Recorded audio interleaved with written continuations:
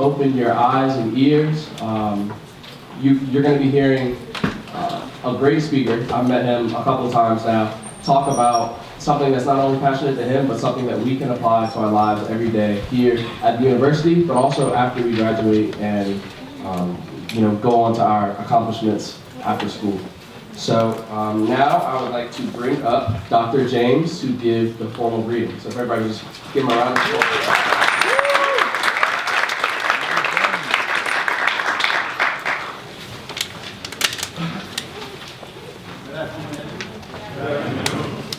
Always a pleasure to welcome you to this wonderful event.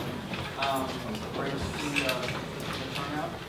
I always love hosting this event because I know you're going to learn so much. So I know we have a great speaker here today. I'm really looking forward to what Mr. Testman has to say. We had a group of students go to IBM a few weeks ago and they understood that experience for the time for the great deal. Part of that, so really excited to hear what he has to say. Really glad to see building the relationship with IBM and those things together. We look forward to continuing to partner with you guys and look forward to taking this what we have to say.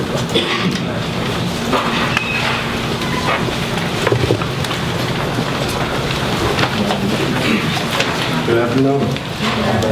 My name is Dan Rogers. I'm a senior entrepreneurship student, and I'm also the president of the entrepreneurship club on campus. And I'll be introducing our speaker today, Mr. Anthony Testman. Mr. Testman is a human resources IBM corporate headquarters recruiter with specific responsibility for historically black colleges and universities and the overall North American diversity student population. Prior to corporate recruiting, Mr. Testman held many positions within IBM product sales, client consulting, and technical solutions. Anthony is a 3-time IBM Leadership Award winner and 7-time 100% club inductee with many accomplishments over his 21 years at the IBM Corporation. With the candid coaching style and ability to transform insight into action, he continues to drive new and innovative engagements for the IBM cognitive era. Let's give a warm, happy welcome to Mr. Testman.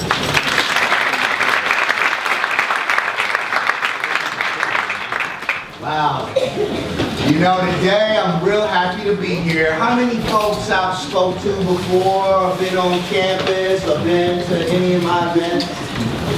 It's a pretty good round of applause. So those of you all whose hands up, y'all probably filled out my iPad and that kind of thing. I'm gonna hand that around so y'all kind of help me out with that. Well, first and foremost, real excited to be here. I'm going to start out talking a little bit about myself. Since I can't get in my career recruitment mode, I have to talk to you from a business aspect. So I'm going to take you through my journey, how I started with IBM, my trajectory, as well as what I think is important to us as people of color, especially when you're competing in the large tech worlds of today. So myself, first generation graduate from IBM, first generation graduate from my family. I'm from the Bronx, New York, so I went to inner city schools all my life. I wanted to get out of the Bronx, obviously, so I joined the military so that I could get money for college and don't have any debt. I went to the military, I got my money for college. Unfortunately, I didn't get to go to an HBCU. There's so much love here. If I had have known then, I would have came. But in the event, I attended a PWI. I started IBM, as he shared, 21 years ago. I started as a seller. Now, when I came in on IBM, it wasn't many people that looked like me selling IBM solutions. So what that made me is a little bit more aggressive. I wanted to ensure that I was the only person on my team making all the money. When it comes to selling, that's what it's all about. The business is looking for you to drive revenue to the business. So you have to know technology. I was a business major. I wasn't a computer science major. I had a minor in computer science, but in those days, they were teaching Fortran, COBOL, I mean really old school tough languages. Today it's easy, right? But I learned about the technology arena, the product that I was selling, what my other teams sold, what the services guys sold, how do I finance it, how do I get training, what type of clients do I need to engage. I amassed myself with all this information so that I could be more competitive. That's real important in this world today, is your competitiveness. These jobs out here that we have, everybody, Princeton, MIT, a lot of your Ivy League students, they're competing for these same jobs that you want too. So you got to come to the table with that assertiveness and that confidence within yourself that you can get it done. So I started out as a product specialist selling one product. But again, I shared with you, I learned the circumference around my product. So I says, well, you know, I can sell anything IBM got. So I moved into a client executive role where I had responsibility for the direct relationships with our clients at the C-suite. I'm talking about state governments, Diabetes Research Institute. I was that top guy to run the IBM engagement. Very important. Again, as a man of color, you need to demonstrate you understand the client's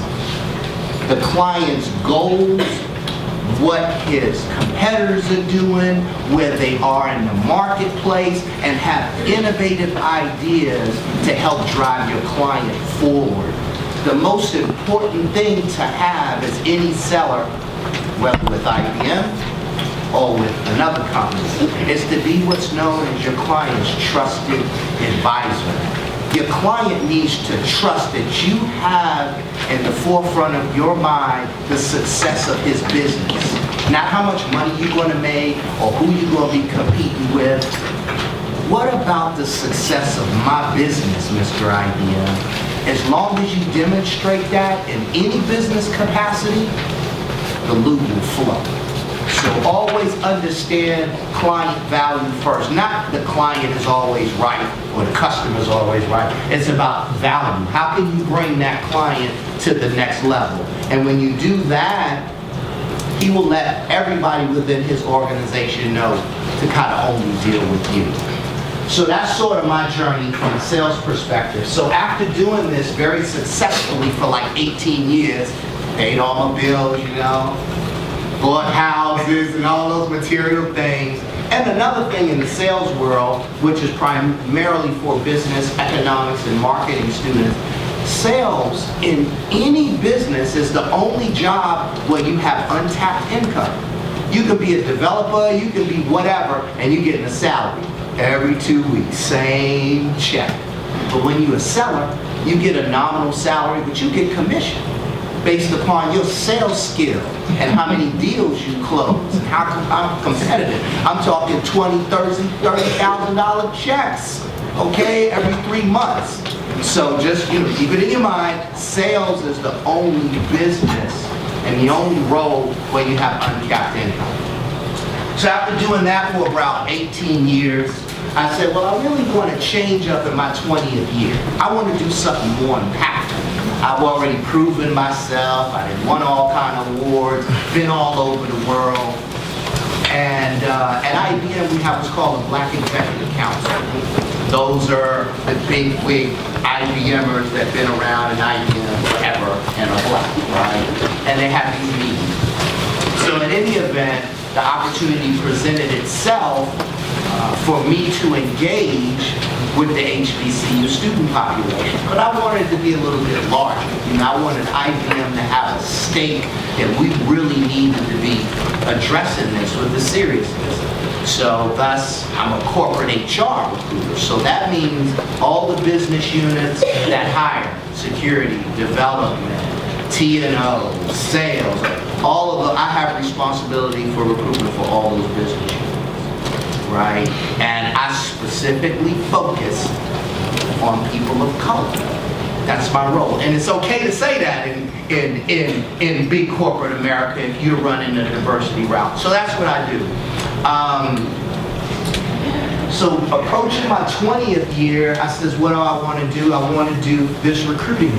So as I looked at the whole ecosystem, the numbers aren't lined up in terms of black hires across tech companies. Now, don't get it wrong, I'm not here as a headhunter.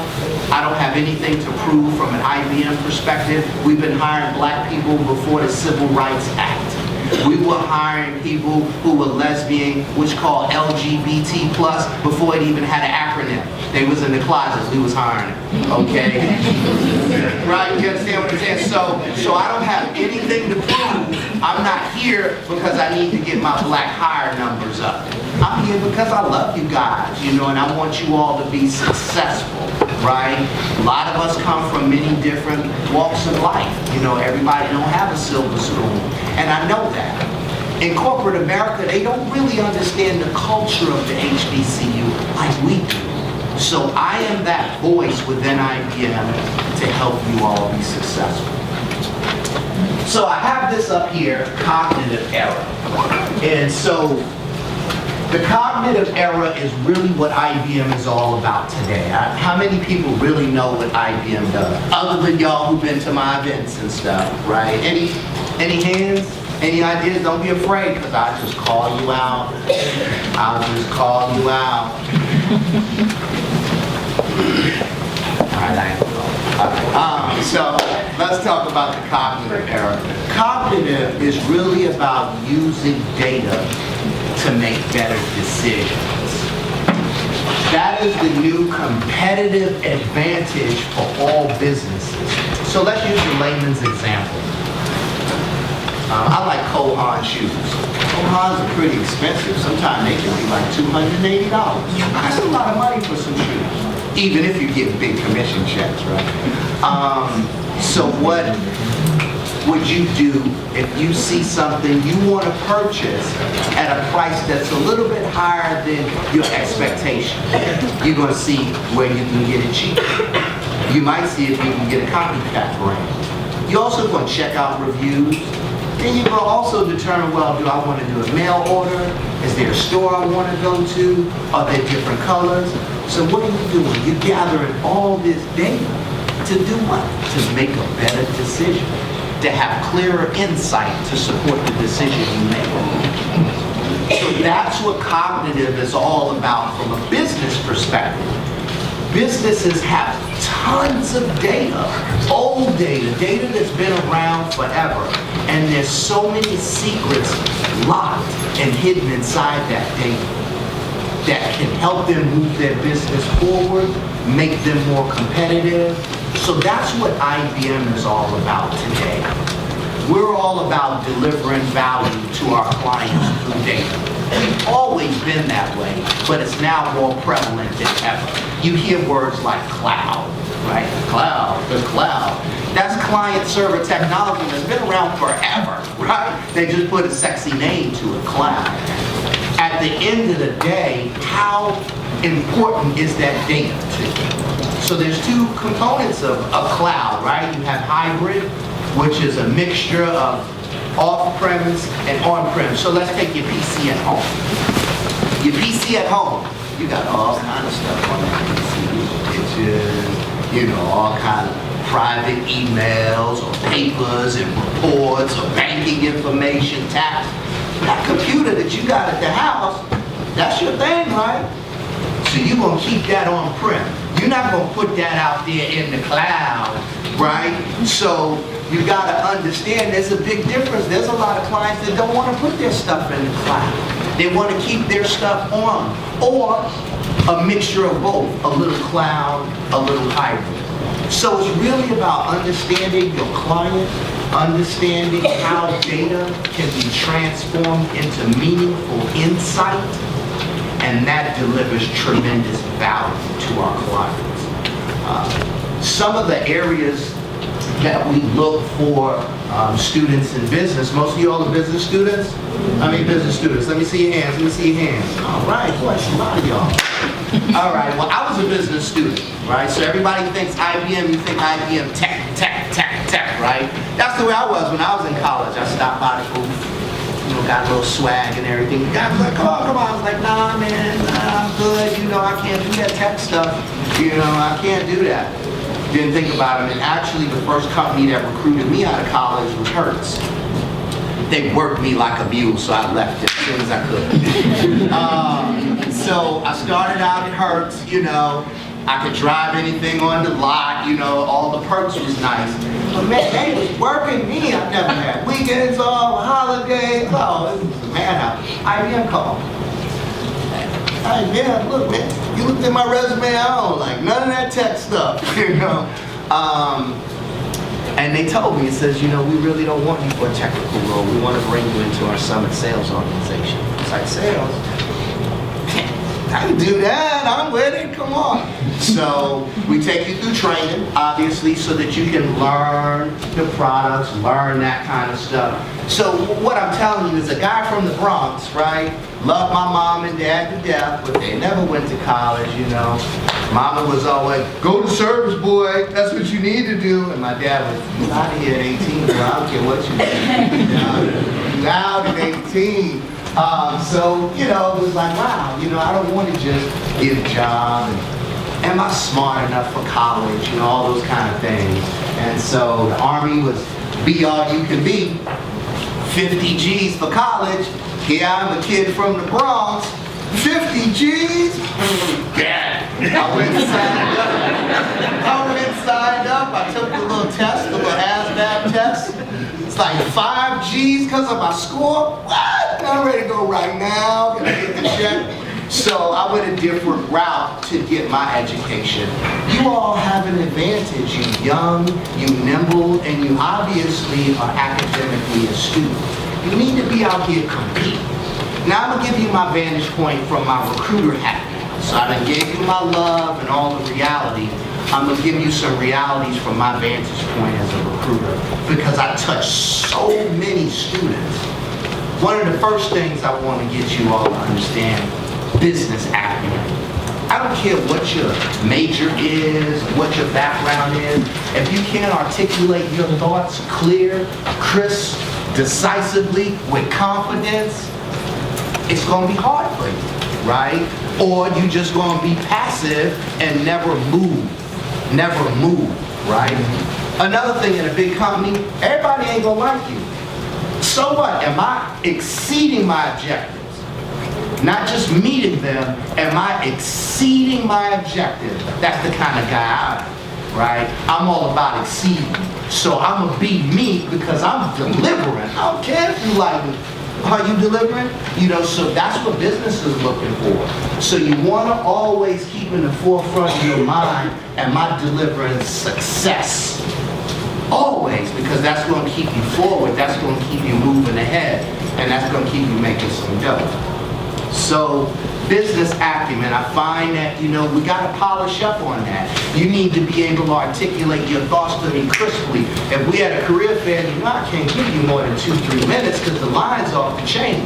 You need to kind of articulate your thoughts to me. I don't want to hear too much about your major and all. I can see that on my on your resume. I want to know, what's your passion? What can I count on you to get up and do every day? This recruitment for HBCU and Detroit, I love this work. I get up every day ready.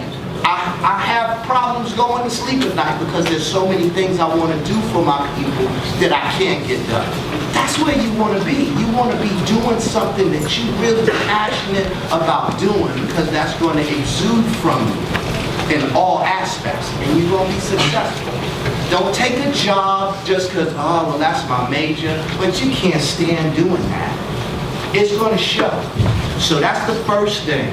Business acumen. Choose a job that you're passionate about. Not, I'm getting ready to graduate, I got to get a job.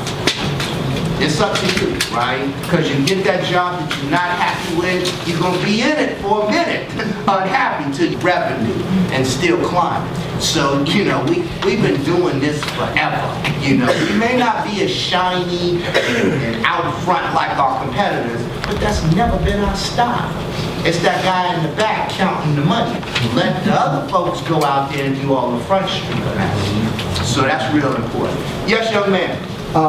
My name is Curtis Drucker III. I'm a senior accounting student. I've got a question for you. you talk about going into corporate America and being the best, right? Like I'm that same type of mindset. I feel like I'm a headhunter. I'm going out there trying to destroy everything in front of me. So like, how do you claim you're trying to be the best and try to keep that same friendly teamwork atmosphere? You know what I'm saying? While trying to be the best. That's a good, and so I'm glad you said that. I shared that everybody's not gonna be your friend. You're not there to make friends. You're there to deliver business results. Now, from a teaming perspective, the way you wanna be handled is the team comes to you for certain subject matter expertise. You understand what I'm saying? I'm not gonna be going out drinking with y'all and bowling and all that stuff. I mean, other people do it, don't get me wrong. That just didn't work for me. I don't trust you like that. You see what I'm saying? I'm just keeping it real. I'm here to get this money. You want it, what you trying to go out for what, y'all? You try to get your numbers up, and everybody's gonna be at you. When you're sitting at the top, everybody's gonna be at you. And that's gonna make you feel a little stronger too. It's all, look at y'all, boo butt trying to get with me, huh? So, I mean, it's a finessing kind of thing. And as you evolve in the sales world, you create relationships that are strategic, and you create relationships that are just part of the facilitation of your deals. But it's a broad array. You know, now again, this is the Anthony Testman story. This is me. You know, I've been doing this thing for a minute, and very successful at it, well recognized within IBM Corporation because of my demeanor, because of my delivery, and because of my authenticity. I have been this way since day one. Ain't nothing ever changed, and it's not going to change. So good question, though. I like that. My name is Tim Wood. I'm an economics department major here at University. I had a question regarding IBM's support of that entrepreneurship here. We know a lot of millennials who like to have entrepreneurship here, but in the actual company, how does IBM kind of handle that entrepreneurship to try to maybe support and dedicate some resources to innovative solutions in IBM? I'm glad you said that. So, a little while back, so obviously, you know, IBM is an incubator, what you would call an incubator supporter. We had, what was it called again, Patrick? About last year, we had this challenge. You remember? Yeah. So this was the deal. There are over 400,000 employees at the IBM Corporation. And everybody's not technical. So, I forgot the name of it, but our Was it Design Chapter? it might have been it. Might have been it. That's right. Our CEO, Jenny Rometty, tasked every employee within IBM to combine with a group and come up with a solution, right? So you from different walks of the business. So I was part of the team that created MICA. So you're going to be working with teams from across the world, Japan, wherever, about 5 of y'all, and y'all come together with a solution that could be sellable. And every IBMer in the world is issued, everybody was given 1,000 IBM bucks. They're blue dollars, IBM blue dollars. And all that team for success, be result oriented. But yes, we highly support the incubator entrepreneurial strategy, and we actually have certain positions that wrap around that, a position called offering manager, and you can't really get the job if you don't have an entrepreneur. Just to elaborate on that a little bit further, understand these ideas that we came up with could be anything. Didn't have to. Most of them had nothing to do with IBM. Right. So I was on a team that was working on a heart transplant device, right? Nothing to do with IBM. It's just someone had a relative on the team that needed that, and they had an idea. So we came up with these ideas, and at the end, I think the top 10 was able to present their ideas. Top 10 meaning, you know, you got somebody to invest in your project. The top 10 presented to Jenny. The top 5 ideas got implemented. Yeah, they get supported. Now, and that helps put you in the bright lights too. Now, understand intellectual capital is real serious, so that that intellectual capital. Don't go nowhere, it's still gonna stay at IBM, but you'll prosper. We did the Watson School Assistant. So my project was how do we have students at the high school level be counseled better, not based upon the basic data that the typical school counselor has, mapped on passion. I didn't do none of the techie stuff. I was the client value statement guy. You know, I came up with the business objective, and it was so cool. But yeah, I'm glad you brought that up. We did that about a year or two ago, and the winners actually have products. That product went to market, either internally or externally. So yeah, we support that big part. Excellent question. Another one. Yes, young man. Ali, junior higher student, and a lot of that told me diversity is in my party, but inclusion is at them. So I was wondering, on diversity, and how are y'all all on inclusion? And what forms do y'all have, or programs do y'all have to make sure they have a very inclusive, environment, whether you look at the, include different demographics for education, or people like that, I got you. All right. So, IBM, as I shared earlier, the diversity and inclusion thing is nothing new to us. If you was listening, I said we hired the first black person 12 years before the Civil Rights Act. So we have a broad array. Now, what we do need to improve is these constituencies are in silos, right? I represent the whole broad array. But for each constituency, you have a person that manages like individuals with disabilities. I have a person who manages recruitment for that, LGBT+. I have a person that manages recruitment for that. I even have a person for black women's constituencies, Native Americans. So we have a constituency representative for each of those areas, but there's always more room to come together. We don't come together because we have different objectives, right? Different culture, I couldn't send some of my peers out to this campus. I mean, it just wouldn't be a good fit, right? So we have, I'm just keeping it real. Me and Patrick was talking about it today. There's one girl, why do you please, you have to understand, respect, and really have a care for a culture. You can't come in and just say, I need some help, and get my black hire numbers up or my diversity numbers. Well, have you sent anybody black to the campus? So you just, I don't understand. So it's some simple mathematics, but diversity and inclusion are all together from an IBM perspective. We believe everybody brings some value to the table, regardless of their spiritual, sexual, or otherwise preferences. We don't get into that. Can you deliver value?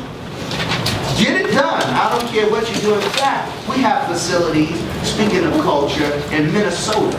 We have a very large Islamic community there, and we have 2 floors strictly dedicated for their multiple prayers a day. I think they have like 5 prayers a day with the carpets and the water and all. 2 floors for that, specifically outlined for that. So I don't know any companies that do it that way, not in America. So, diversity is a large, broader spectrum we can talk all day about. But I represent the URM constituency, underrepresented minorities, blacks and Latinos. Mostly black because I have a Latino counterpart. So that's my focus. You got you a question. Let me get somebody else.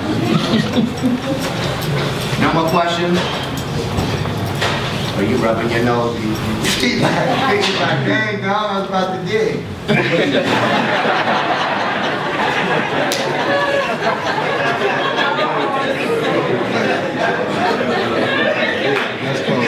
You see the love, you see there's no stiffness in me, it's all about reality. So, I know you're supposed to talk diversity as far as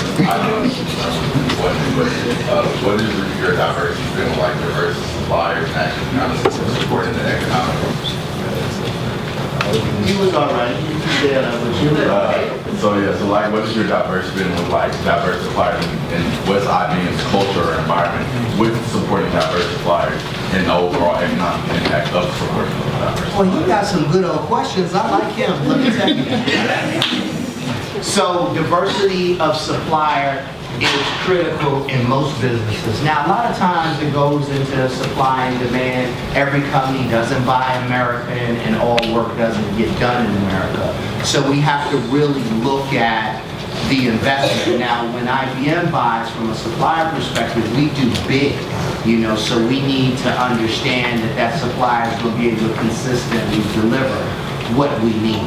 But I know Patrick Curry leads the supply chain organization, and he could share a few perspectives with you. Yeah, so from a supplier diversity standpoint, so I'm Patrick Curry. I work in the supply chain at IBM, procurement director. So we've been doing supplier diversity big in IBM for many years. We were actually the first technology company at the $1 billion roundtable. And what that means is we're the first technology company to spend $1 billion every year with diverse companies. So we have a very robust program, and our program is global.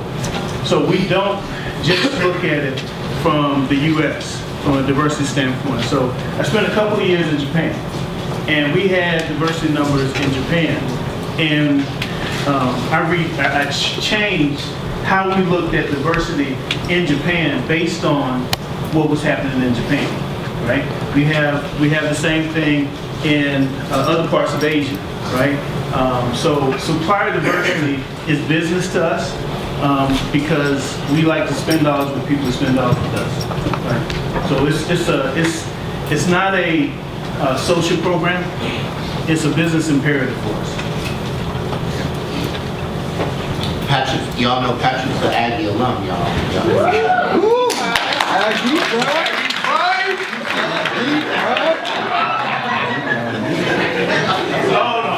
Hold on. So, can I get the Aggie, right? Aggie, right?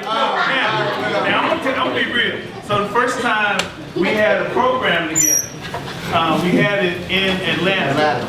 And I walked in the room and, he opened it up and he did his Koopa stuff. And I came in and did Can I Get Aggie Pride? And his first response, man. Come on now. So I have been training him.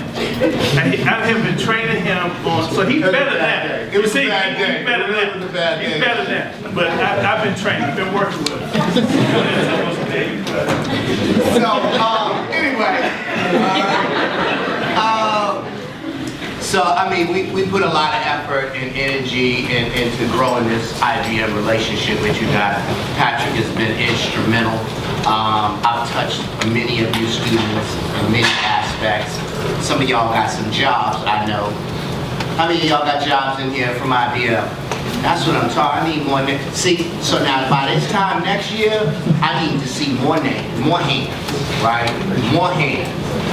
So what I want you to take away before I go into the 3 areas I want you to focus on. I want you to focus on that business acumen.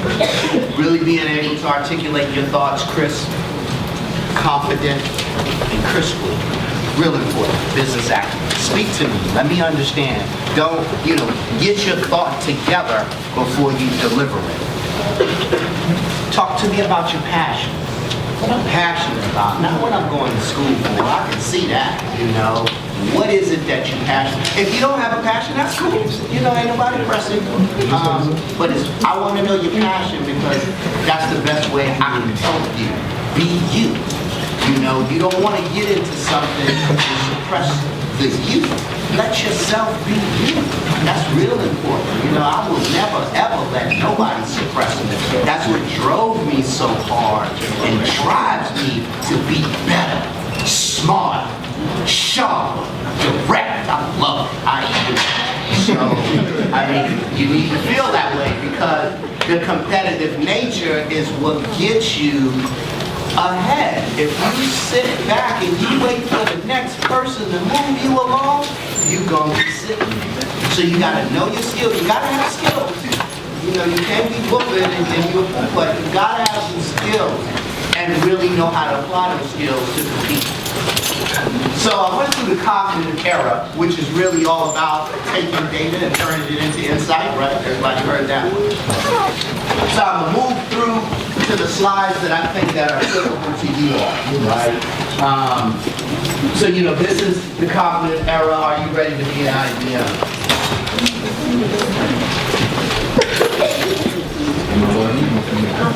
It doesn't work? All right, that's fine.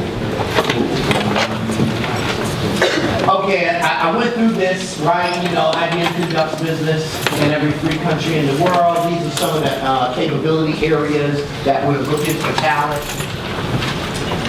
Forward thinking, innovation that matters to our company and the world. As I shared, this is huge. This is like super huge. And you do that in anything you do. Whether you work with IBM, I want you all to work for IBM, but even if you don't, know that dedication to your client's success is going to be your success. Restlessly reinvent yourself, right? Like I shared with you, I was a seller. I used to get it. And then I kind of burned out, right? And then I wanted to do something different.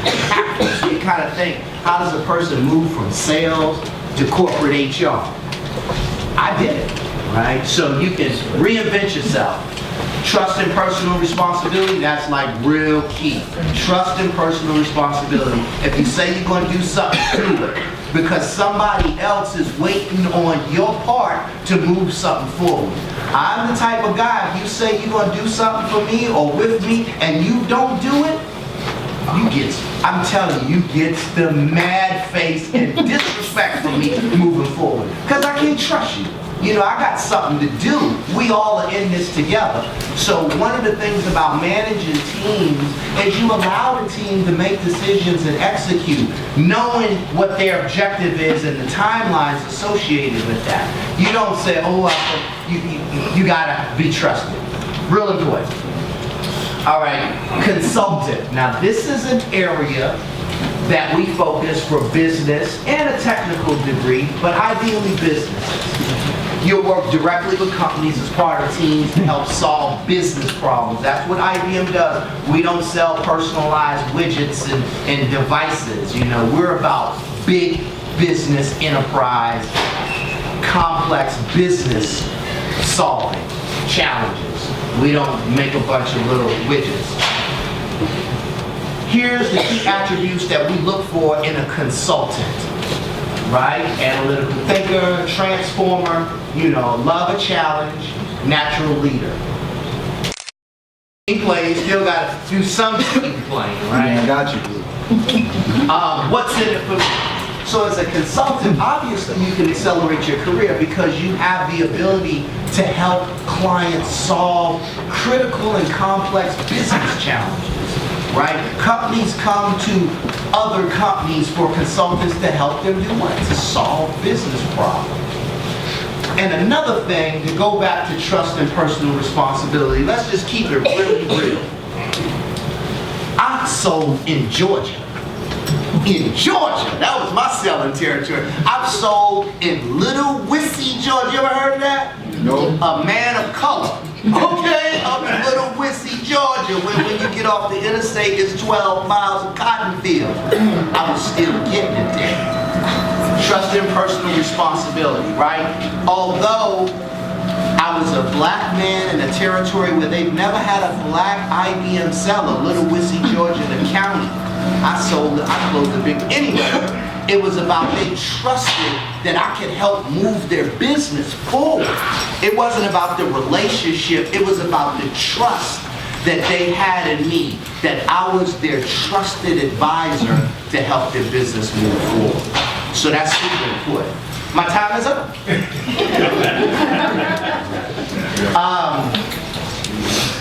So I missed my slide there, but that's fine, I can keep it moving. So from a consultancy perspective, you'll be engaging clients. So ideally, a business degree, economics, finance, in some area in which you can do consulting. We look for technical people to do that role too, but technical people have less business acumen curriculum than you business people do, right? So business majors, there's really no excuse for you not to be able to articulate and deliver your thoughts crisply. No excuse. I'm awful, but I'm fine. It's okay. No troubleshooting. So I'm gonna talk you through another job that's for you all, which I already shared with you, sales.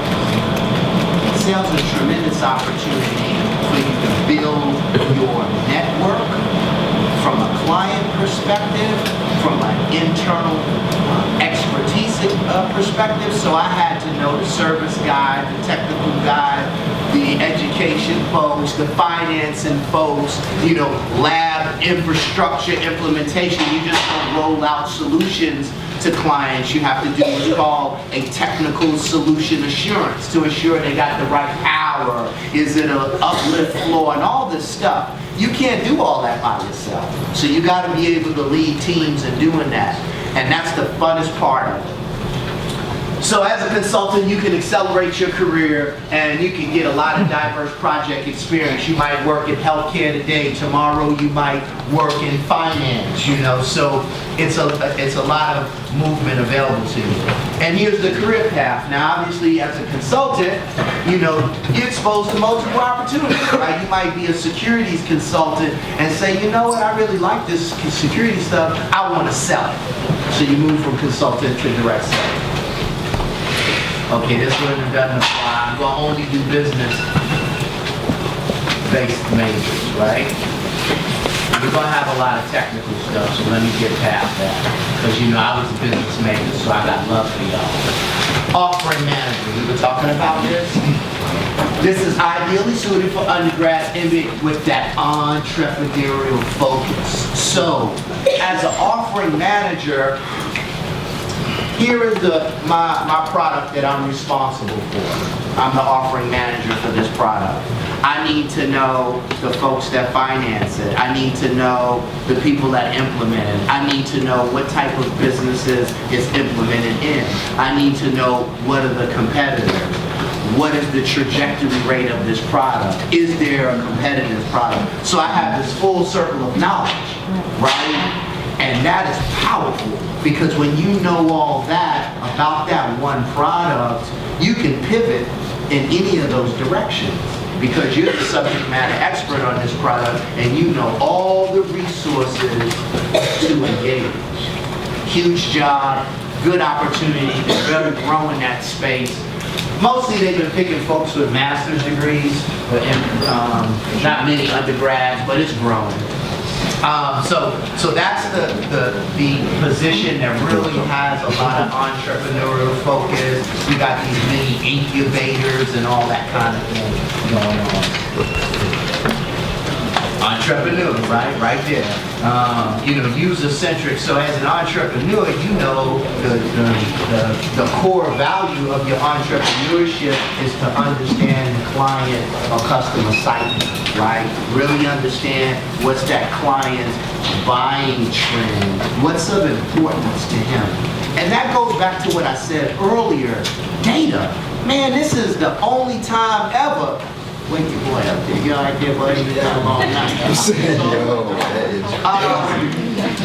You know, data is so abundant. You can get data anywhere, anytime, from any device, in any language, right? So it's sort of like data is that way to really make the game change. And you all have global opportunity for you. Again, when I was coming up in school, I mean, we didn't have all this immersion of technology. We had one Mac lab, and you know, you didn't get there early enough, you didn't get on a Mac. You understand?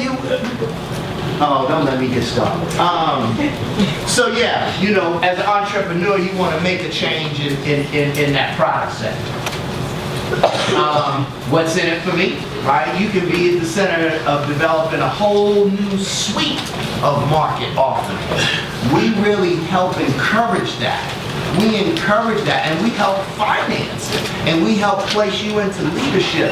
See, because IBM is such a huge company, it's difficult for us to move real quick like these other small, nimble companies. So what we do is we buy whoever doing it the best. You know what I'm saying? Weather company. Do you know the weather company, not the weather channel, the weather company is not as IBM company. We bought that purely for the data. The data is tremendous. We have a partnership with Salesforce.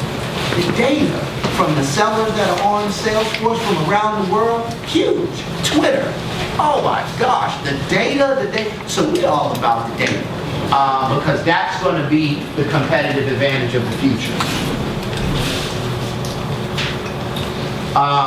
Your career path, again, you can go through many areas to find out what really excites you, because when you have that entrepreneurial spirit, it's kind of hard to tie you down. You always want to be, and that's cool. We don't quench that. We kind of, feed it. Sales, that's what I'm talking about. Now this is where the rubber meets the road, right? All the majors. Sales is open to all majors, right? You transform. Here's the thing about what I loved about sales and being that trusted advisor, not just some hustler coming in there, trying to say, oh, my widget is cheaper. Trust. Here's a person that has a business. They don't know me from nowhere. Don't know me from Jack. All they know is I work for IBM. Now they're going to share with me the intimate problems that are causing their business to not move forward. That's real sensitive. So I feel like I'm entrusted with this secret, with this open wound that this client is enduring. I'm going to help you, client. I'm going to fix this for you. We're going to do this together. You're going to be better than the guy. Man, those clients love you for that. That's what it's all about, delivering that real value, not about, the hustler mentality and who's got the cheapest price. How can you demonstrate to that client you're going to help the trajectory of his business? All right, so that was really the last one. The sales, transform companies. Obviously, you bring people together to solve problems. Win. Win. That's what I do. All I do is win. You can do a lot of different things as a seller, as I shared with you. And that's like, the ones that I thought that were really focused for you. Now, those are other things. But understand, we are investing in your future. Me being here today is investing in your future because Greensboro flight patterns is raggedy. I got to stay home all night because the flights close up at 7:30. That's ridiculous. But it's all good. I did it because I care. I've seen many of you. I hope to see many more of you. I hope that I was able to convey my sincere and my authentic care for your success. Thank you so much.